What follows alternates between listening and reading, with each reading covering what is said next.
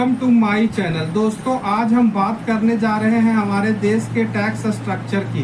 हमारा देश का टैक्स स्ट्रक्चर काफ़ी रिजिड हुआ करता था, लेकिन 1 जुलाई 2017 से जब से जीएसटी हमारे देश में आया है, हमारा टैक्स स्ट्रक्चर थोड़ा सा आसान हो गया है। हमारे देश में जो टैक्स स्ट्रक्चर है वो जनरली 2 भागों में बटा हुआ है, प्रोग्रेसिव टैक्स स्ट्रक्चर और regressive tax structure. Progressive tax structure का हमारे देश में जो सबसे बड़ा एग्जाम्पल है वो इनकम टैक्स है। इनकम टैक्स में आपको जो टैक्स देने पड़ते हैं वो स्लैब के हिसाब से देने पड़ते हैं। जैसे कि आपकी इनकम यदि 2.5 लाख रुपये तक है तो आपको कोई भी टैक्स देने की ज़रूरत नहीं है। 2.5 लाख से 5 लाख तक होते हैं तो 5% टैक्स देने पड़ेंगे, और 5 लाख से रिग्रेसिव टैक्स स्ट्रक्चर में आपकी इनकम का लेवल कुछ भी हो, टैक्स रेट आपको सेम ही देना पड़ेगा।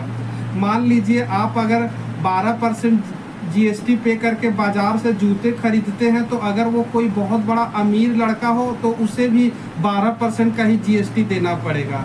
बाकी मैं आप लोगों पर छोड़ता हूं कि एक आम आदमी के लिए कौन सा टैक्स बेहतर है, प्रोग्रेसिव टैक्स स्ट्रक्चर या रिग्रेसिव टैक्स स्ट्रक्चर, या दोनों ही, या दोनों में से कुछ भी नहीं। धन्यवाद। लाइक सब्सक्राइब जरूर करें। धन्यवाद।